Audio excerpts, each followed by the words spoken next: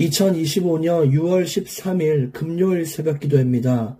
오늘 말씀은 시편 11편 1절에서 7절까지 말씀입니다. 말씀의 제목은 무너지지 않는 터 되겠습니다. 무너지지 않는 터. 우리가 하나님의 자녀로 살 때 사람들이 우리를 보는 시선이 굉장히 미련할 때가 많을 겁니다. 굉장히 급한데 기도한다 그러고, 바쁘다면서 예배는 가고, 또 가난한데 헌금을 자꾸 하고, 굉장히 분노할 상황인데 용서하고, 희생스럽고 고생스러운 상황인데 자원해서 하고, 이런 것들을 보고 참 미련하다 하겠죠. 근데 하나님의 자녀는 나의 인생이 하나님께 있음을 고백하는 것이 이렇게 삶으로 나타나는 것입니다. 그리고 이걸 보고 우리는 이 각박한 세상 속에 하나님께로 피한다라고 볼 수 있는 거예요.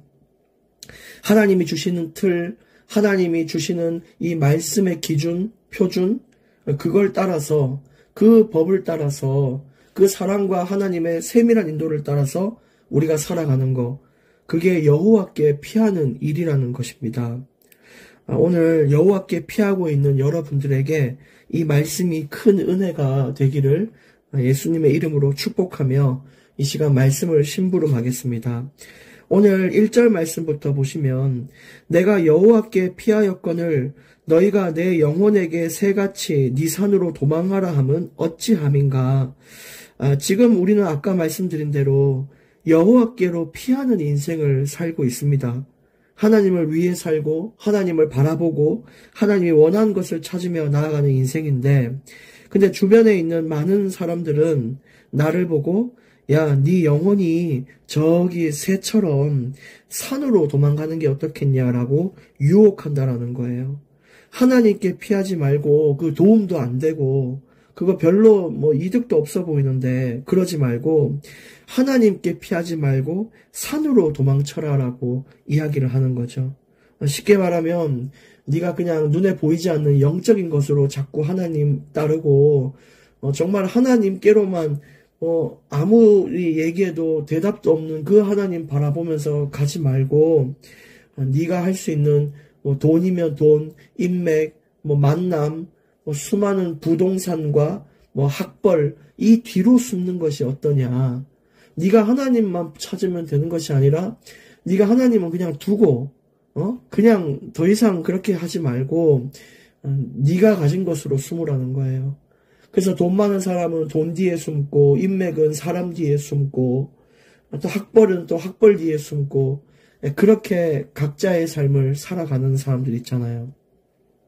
근데 우리는 우리가 가진 것으로 어떤 문제를 자꾸 해결하려고 하거나 우리가 가진 것으로 위안을 삼으려 하는 것이 아니라 하나님과 친밀하게 교제하고 그 말씀을 따라 살 수 있는 것, 그것이 진짜 인생의 만족이며 그것이 우리 인생의 정말 보호임을 알고 나아가는 자가 되어야 된다는 거예요. 그러나 하나님과 반대되는 악인들은 뭐라 한다고요?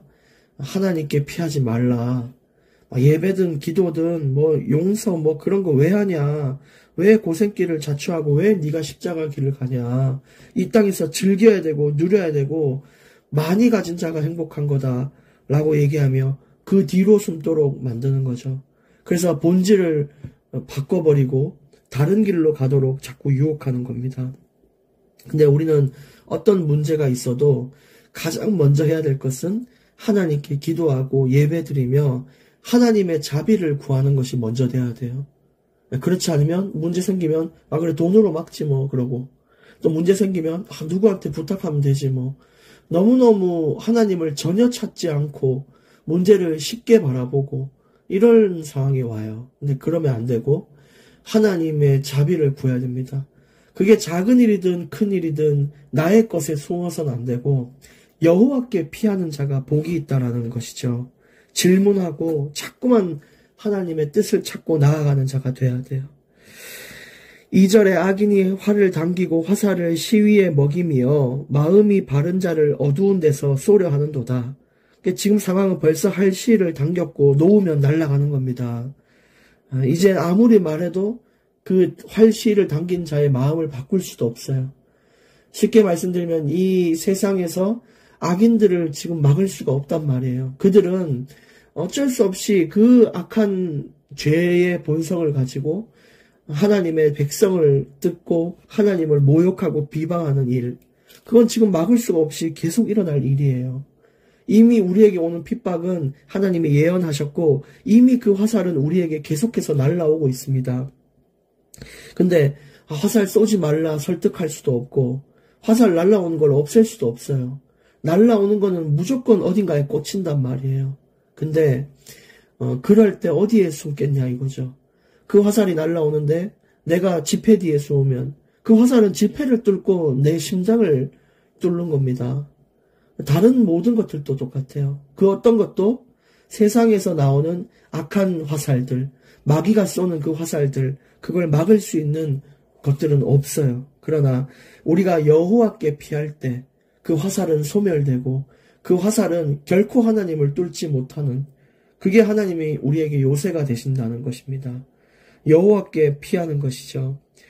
3절에 터가 무너지면 의인이 무엇을 하랴. 여러분, 의인들이요, 대단해서 의인이 아닙니다. 하나님이 의롭다 해서 의로운 것이고, 진짜 하나님을 의지해서 하나님의 능력과 하나님의 지혜가 있기 때문에 의로운 인생을 유지하며 살 수 있는 거지, 인간 자체가 의로운 것을 가지고 있진 않아요. 근데 그런 인간이 자신의 터가 무너지면 뭘 하겠어요? 이 터라는 것은 내가 의지하는 것들이잖아요. 여러분이 부모를 평생 의지했는데 부모가 돌아가신 날이 올 건데 그럼 뭘 하겠습니까? 여러분이 돈을 믿고 살았는데 돈이 사라지는 날이 오면 뭘 하겠습니까? 자녀를 믿고 젊음을 믿고 건강을 믿고 내 주먹을 믿고 살았는데 그런 것들이 상실되는 시간표가 오면은 뭘 하겠습니까? 이 말은 우리가 잘 돼서 뭘 할 수 있는 게 없고 우리가 이룰 수 있는 것은 단 하나도 없다라는 것입니다. 저쪽에서 화살은 평생 날아올 텐데 언젠가 우리가 가지고 있는 우리의 육신의 배경들은 끝납니다. 그러면 그 화살은 계속 날아오는데 무엇으로 우리가 승리하고 무엇으로 막을 수 있겠습니까? 그래서 변함없는 무너지지 않는 견고한 터가 있어요. 절대 그 어떤 무기도 뚫을 수 없는 요새가 있어요. 그분이 누구냐? 여호와 하나님이신데 4절에 보세요. 여호와께서는 그의 성전에 계시고 여호와의 보좌는 하늘에 있으며 그의 눈이 인생을 통촉하시고 그의 안목이 그들을 감찰하시도다. 이 전능하신 하나님에 대한 표현이에요. 하나님은 그 하늘에 있는 보좌에 앉으신 분이시고 근데 거기만 계신 것이 아니라 우리가 있는 그 어떤 곳에도 함께 임재하셔서 역사하신다. 허름한 곳에 있든 오두막에 있든 작은 집에 있든 큰 집에 있든 개척교회든 어디 골목이든 상관없어요. 하나님을 진정으로 바라보고 있는 그곳에 그 사람의 그 의인의 삶 가운데에 임재하셔서 보좌에 계신 하나님이 그 가운데에 임재하여 역사하신다는 거예요. 그 전능하신 하나님. 그것이 그분 안에 숨는 것이 가장 안전한 것입니다. 그분은 하나님은 무너지지 않는 요새십니다. 견고하세요. 그래서 우리가 그 하나님의 터 안으로 들어갈 수 있도록 해야 되죠. 그 다음에 5절에 보시면 여호와는 의인을 감찰하시고 악인과 폭력을 좋아하는 자를 마음에 미워하시도다. 6절 악인에게 그물을 던지시리니 불과 유황과 태우는 바람이 그들의 잔의 소득이 되리로다. 결국 하나님은 아까 4절 끝에 마음을 감찰하시고 또 그런 이야기를 하셨죠. 이게 우리가 몸으로 짓는 죄도 죄지만 마음으로도 하나님은 감찰하고 계시기 때문에 우리 마음으로도 너무 불신앙을 자꾸 한다거나 아니면 악한 생각을 한다거나 이런 생각을 하지 않도록 늘 기도를 통해 마음과 생각을 지키는 자가 되어야 됩니다. 그렇지 않으면 우리의 마음과 우리의 행동을 감찰하시고 하나님은 그에 합당한 징계를 주시고 자꾸만 경각심을 주기 위해 우리를 채찍질하는 시간을 주시는 거예요. 근데 이제 마찬가지로 6절에 악인들의 마음과 행동도 감찰하시겠죠. 근데 그들은 그들의 마음속에 하나님이 없고 하나님의 감찰을 부정하고 하나님이 없다라고 이야기하고 그렇게 기독교인들을 욕하고 비난하는 그런 것들에 대한 감찰이 마친 이후에 그들에게는 심판이 주어집니다. 근데 그 성령을 모독하고 하나님의 백성을 괴롭히고 또 너무 악한 죄의 길 위에서 살아가는 자들은 형벌이 어마어마합니다. 뭐냐? 불과 유황과 태우는 바람이 그들을 덮치는 거죠. 그 말은 이 아주 무서운 지옥의 심판을 벗어날 수 없고 그 형벌에 처해집니다. 하나님이 없는 인생의 그 결과는 불과 유황 속으로 들어가는 것이죠. 근데 우리는 이곳에서 속하는 자가 아니라 정말 하나님께 속한 자로서 천국의 잔치에 참여하는 그런 응답을 받아야 되지 않겠습니까? 그러면 우리가 마음으로도 하나님을 정말로 사랑하고 또 내 행함으로 인해 하나님께 헌신하고 나의 삶을 드리는 모습들, 그것이 참 중요해요. 그런 사람들이 마땅히 천국을 기업으로 얻고 하나님의 자녀라고 백성이라고 일컬음을 받을 수 있는 자인 것입니다. 7절 여호와는 의로우사 의로운 일을 좋아하시나니 정직한 자는 그의 얼굴을 배우리로다. 여호와께서는 의로우신 분이십니다. 그리고 여호와는 거룩하십니다. 그래서 내가 거룩하니 너희도 거룩하라. 마찬가지로 하나님이 의로우시니 우리를 의롭다 칭하고 의로운 길을 살도록 그렇게 자꾸만 요청하시고 돕는단 말이에요. 그래서 우리는 이런 인생을 살아야 돼요. 그 의인의 인생은 어떤 인생이냐? 하나님께 피하는 인생이 의로운 인생인 것입니다. 여러분, 의인의 삶을 삽시다. 진짜 하나님께로 피합시다. 우리가 가지고 있는 무너질 터에 의지하지 맙시다. 지금도 날아오고 있는 화살을 막을 수 있는 유일한 분이신 말씀 안으로, 그 하나님 안으로 들어가기를 원합니다. 사람들이 네가 산으로 도망가라고 해도 우리는 하나님께로 도망갈 수 있는 그런 믿음이 있기를 원합니다. 그리고 의인은 하나님께 피하는 자라면 정직한 자는 그의 얼굴을 뵙는다 했는데, 정직한 자는 어떤 사람이냐면 내가 아무것도 아닌 것을 고백하는 자예요. 하나님, 저는 아무것도 아닙니다. 제 터가 무너지면 뭘 하겠습니까?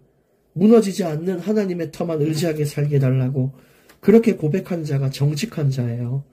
그게 정직이잖아요. 내가 가진 것도 내가 할 수 있는 거 아무것도 없으면서 다 할 줄 알고 내가 세상에서 제일 잘 나가는 것처럼 생각하고 또 내가 뭔가 되는 것처럼 착각하고, 이건 정직한 게 아니에요. 거짓이잖아요.